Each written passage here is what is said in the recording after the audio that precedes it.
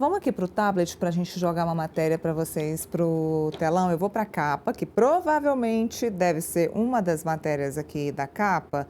Deixa eu encontrar qual é a melhor matéria para eu abrir para vocês.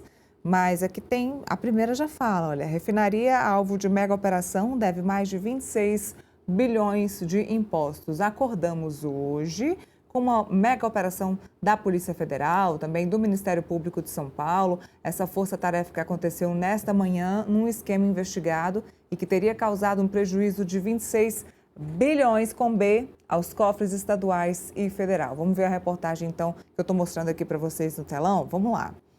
Esse grupo Refit, que é o alvo dessa mega operação contra um esquema de sonegação fiscal, a operação está toda envolta na história, no objetivo da sonegação fiscal, lavagem de dinheiro no setor de combustíveis. Devem mais de 26 bilhões de reais em impostos, figurando como o maior devedor contumaz do Brasil, segundo a Receita Federal. A empresa também aparece como a maior devedora do Imposto sobre Circulação de Mercadorias e Serviços, o famoso ICMS, em São Paulo. Segundo o Ministério Público de São Paulo, a dívida é resultado de um esquema engenhoso de fraude fiscal estruturada que causou enormes prejuízos ao erário dos estados e também da União. Aqui eu vou seguir um pouquinho a matéria para falar do esquema da fraude. As investigações apontam que o grupo movimentou mais de 70 bilhões em apenas um ano, utilizando empresas próprias, fundos de investimento e offshores, incluindo uma exportadora fora do Brasil, para ocultar e blindar lucros.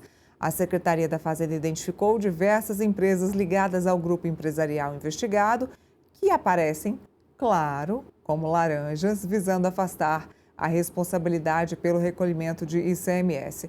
Só entre os anos de 2020 e 2025 foram importados mais de 32 bilhões de reais em combustíveis para essas pessoas interpostas.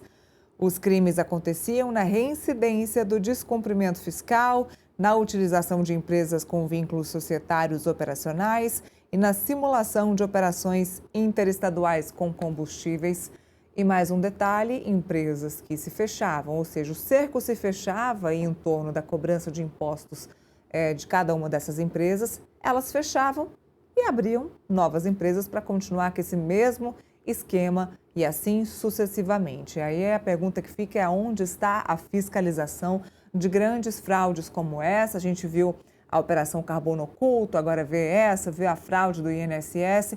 Aonde está a fiscalização do nosso país para esquemas gigantescos como esses? Mais cedo, o ministro da Fazenda, Fernando Haddad, falou sobre o resultado dessa operação. Ele falou em detalhes, mas a gente separou um trecho e é o que a gente vai ouvir.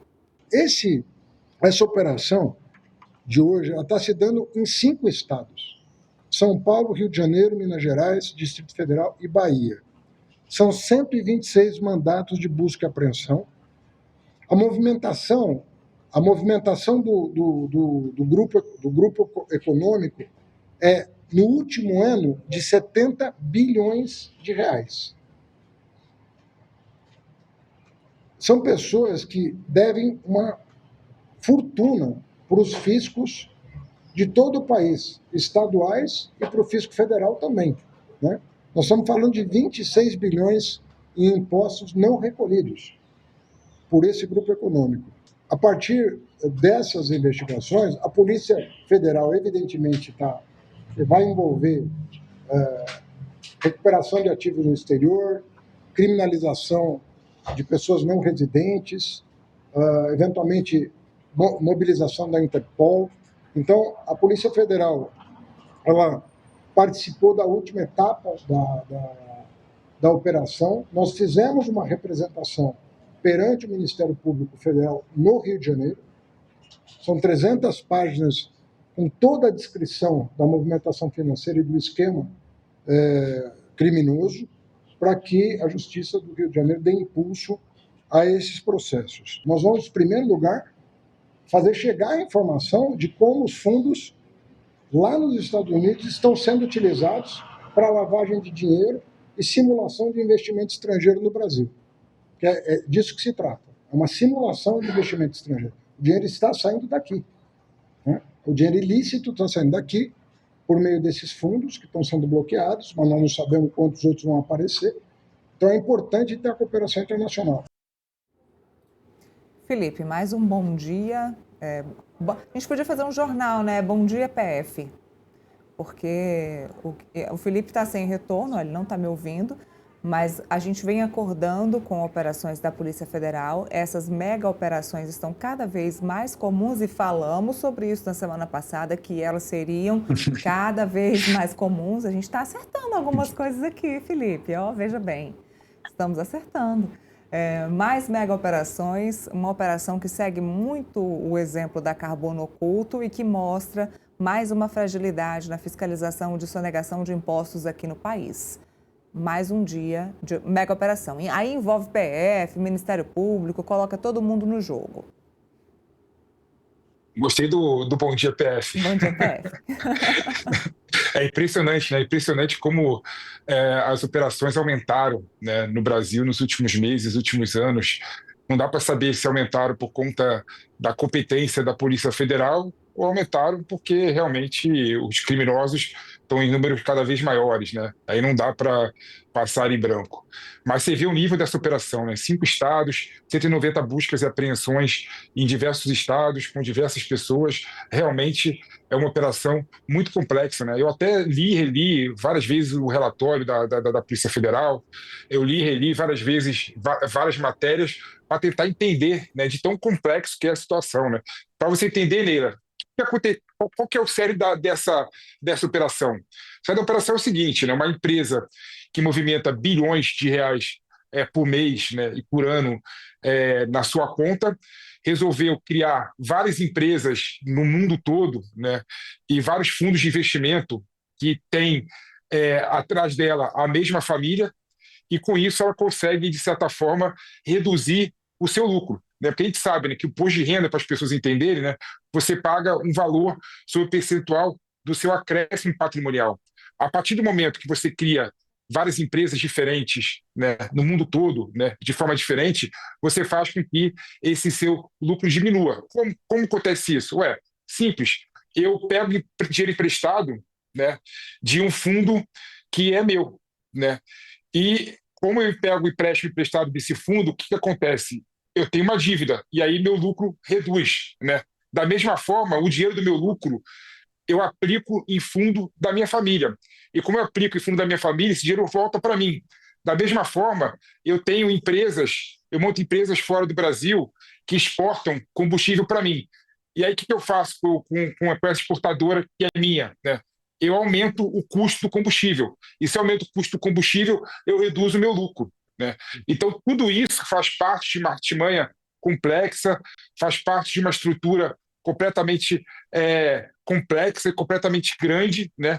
E serve para criar rombo tributário, né? Dizem que os estados e a União Federal deixou de arrecadar 26 bilhões de reais. Para você ter uma ideia, esse ano, né, o déficit primário do Brasil está em torno de 50 bilhões de reais. Ou seja, a gente está falando o seguinte, né?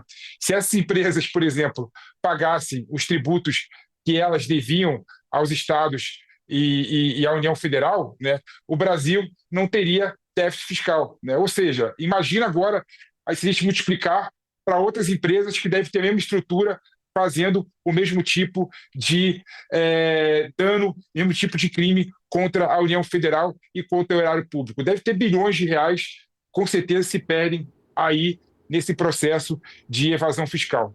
É claro, né, Felipe? Não dá para defender o governo também, porque o Brasil não é o melhor dos países para ser empresário, né?